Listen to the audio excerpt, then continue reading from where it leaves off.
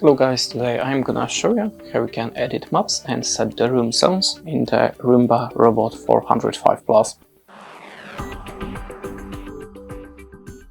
So in the first step, select your map in the Roomba application. Then click on the edit map.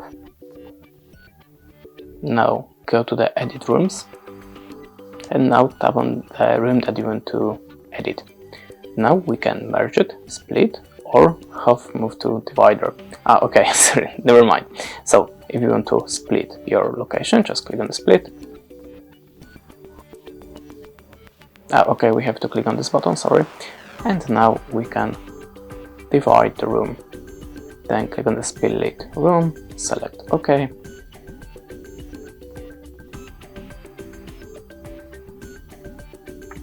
And now, as you can see, now we have the two rooms. We can also edit the map name or edit the room names. So if you want to edit the room name, just select the room and tap on the edit name.